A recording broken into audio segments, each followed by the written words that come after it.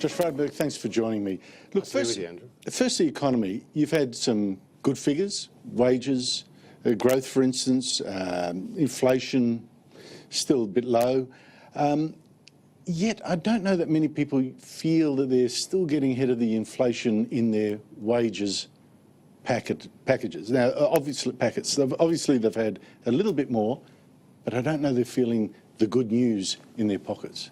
Well, I tell you, more than 1.1 million Australians are feeling better because they've got a job under the coalition. And today we've seen job numbers continue to rise with more than 32,000 new jobs, mainly full-time. Female workforce participation is at record highs, more seniors coming to the workforce, and more young people have got a job over the last year than at any other time on record. And unemployment down to 5%.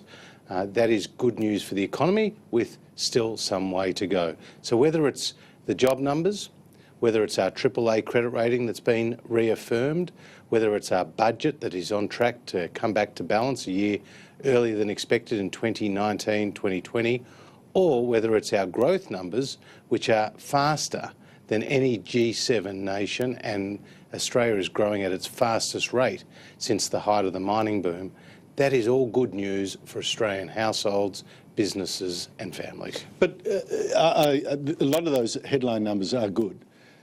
How do you make people actually feel that they're enjoying personally the benefits of those headline numbers in their pockets?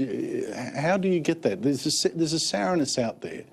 Well, wages growth is important and has been slow, but what we have seen yesterday are new numbers showing that wages growth is 2.3%, which is the best in 3 years. So I think the trend is our friend here.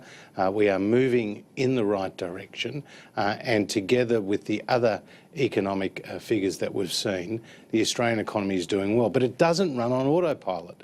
And your viewers need to understand there is a great risk to the Australian economy, and it comes from the Labor Party with their big tax and spend approach, where they'll hit households with higher taxes on their business, higher taxes on their income, higher taxes on their savings and higher taxes on their property. Is it also maybe the case that Australians have got to get used to perhaps lower rates of getting richer than we did before the global financial crisis? I think Martin Parkinson it was, or someone like that was warning at the time, listen, there's a new paradigm coming here. Is that what our expectations a little ahead of what the reality will be? Well, certainly my generation are seeing a very good set of economic data, and a lot of them would not remember the time when John Howard and Peter Costello came into office, where they were facing high government debt, they were facing higher unemployment, they were facing higher interest rates. That has now been factors of the past, and we are seeing better economic conditions. But it is important to understand too, Andrew, that some people are doing it tough. The drought-stricken communities are doing it tough. People with high energy bills are doing it tough. And there is a cohort of people who have entrenched disadvantage, which the government is determined to try to Yeah, but I'm just intrigued by the fact that all the numbers are good, but the mood out there is not like, oh, you know, these are good times. And I'm just wondering how you then make people feel like they're participating in a recovery. For instance, why is credit getting harder and harder to get? The banks are really tightening up on borrowing. You know, you can't borrow as much. The criteria are much tougher. What are the banks scared of? Well, certainly the Royal Commission and the focus that that's brought onto the financial institutions and the banks is having some effect. And that's why I've very publicly called on the banks to keep their books open, to remain focused on the public good, which ensures that there is good access to credit. But yesterday's announcement by the government that we will be entering into the securitisation market, providing up to $2 billion of increased access to finance for small business, is good news, because small businesses, as opposed to large businesses or as opposed to some people getting a home loan, do face higher interest rates and do find it harder to get access to finance. And you and I know that small businesses are the backbone of the Australian economy. There's more than 3 million of them, and they're responsible for around 70% of private sector employment. Well, that helps small businesses buying up debt and putting some liquidity into the market. But are the banks going too far in cracking down on housing loans and loans for apartments and all that? Because you see property prices, we wanted them to be tempered, but they're now going really on the slide in the big cities. Have the banks overdone it? Well, look, we're watching that very closely. The Australian Prudential Regulator did intervene in the market to ensure that there were tighter lending standards to investors, and that's had the desired effect. But now the housing prices and the housing market is coming back to a more sustainable level. It's important to keep it there. Whereas the Labor Party is going to take a big sledgehammer to people's housing prices with its attack on negative gearing and on capital gains tax. And I think people need to understand what will be the impact on their homes. Prices will come down, rents will go up, and the Labor Party is simply doing that, Andrew, to fill their coffers to fund their big, expensive promises. So you don't think the banks have overreacted? I mean, it does seem to be a real problem with getting some loans to prop up the housing Well, industry. the banks need to be very conscious of the need to keep credit open and access to affordable finance there for both households and small businesses. You're not doing anything about that? Yeah, well, we absolutely are. We're working with the banks. We're focused on the responsible lending standards. We're going to get the balance right, and this will be front of mind for the government when we get the Royal Commission's final report, which is due in February. Yeah, but all these are depressing activities on the banks, aren't they? Because they're really scared now of seeming reckless, and I wonder whether they've gone a little bit too far the other way. The government, I want to move to an issue that I feel strongly about, and I suspect you do too. I know you do.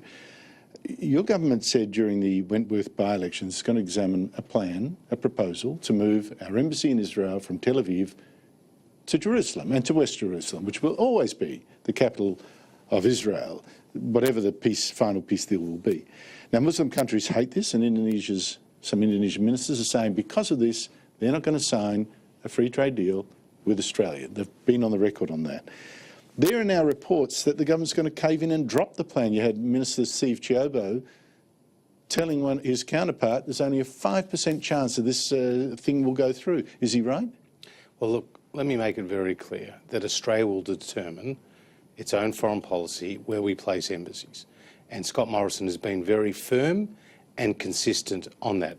We don't believe those sort of decisions are mutually exclusive from having a strong, vibrant relationship with our near neighbour, namely Indonesia. Well, it shouldn't be. Why is Steve Chiobo going around to the Indonesians saying, don't worry, it's only a 5% chance? But Andrew, what sort of idiot would do that? And Andrew, he's not as you say. If he said that, well, Andrew, he's a good colleague, he's a good friend, but let me make an important point.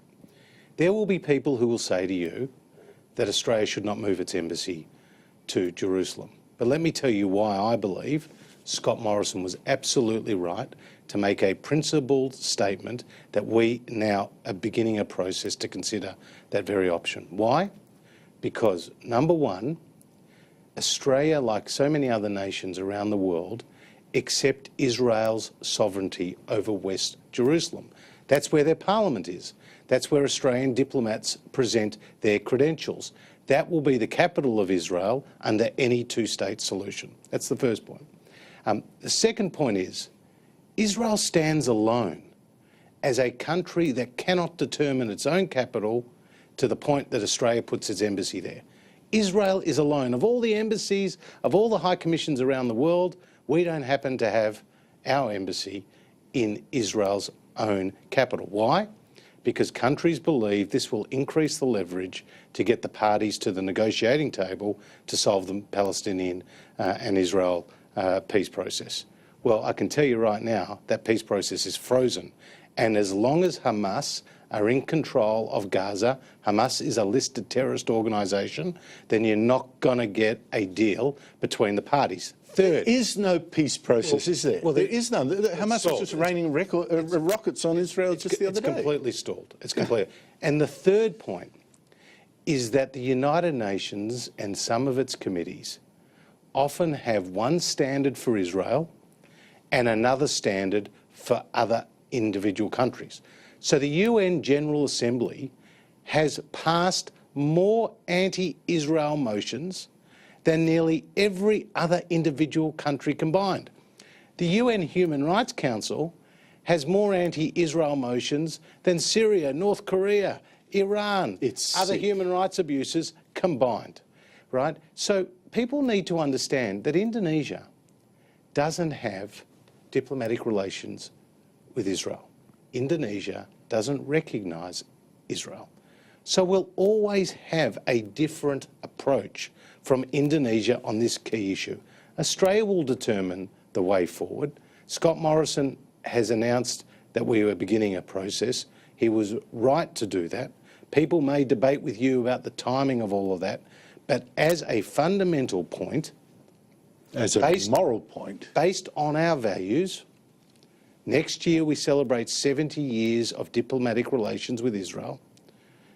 It's been bipartisan. Labor has been at the table too. We need to understand that Australia and Israel have much more in common than other people think. Josh, the way you're talking strikes me you would be very disappointed, to say the least, if the government backtracked on this. No, what I'm saying to you is Scott... Wouldn't be disappointed? Well, what I'm saying to you... I'll be furious. Well, You'll be not be disappointed? Can I just say this? What I'm saying to you is Scott Morrison, and as his deputy, I'll back him all the way.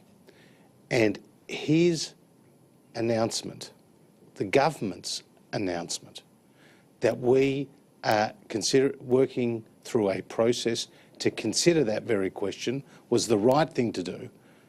And the fact that people have sought to say that you cannot have a good relationship with Indonesia and make decisions or processes in this regard is wrong. No, I agree with you. So why are we reading reports in the papers today, including by Sharri Markson, who, you know, she's pro-Israel, but she herself is reporting that the mood to back the government on this proposal to shift our embassy is waning, is disappearing. Andrew, my colleagues understand the need to have a considered process.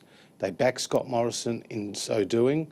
I strongly back the government's position, of course, in so doing. We share values and history with Israel. The UN, in many cases, has had one standard for Israel and another standard for other countries. Josh Frydenberg, you're not telling me anything that I haven't said many times on that point. My thing is this: would you disagree with the proposition that the government, having suggested this, if it were now to back off and drop the whole idea, would look weak, and Australia would look weak because it would be seen to come as a consequence of lobbying from a third country, Indonesia? Well, our position hasn't changed. Would you agree that you Our would look weak if you backed off? You're speculating. I don't want you to back off. You're speculating about a process that is underway. What I'm saying to you is that there is a fundamental point here, which the government is not backing off on. Australia determines its own foreign policy decisions, including issues around the location of embassies.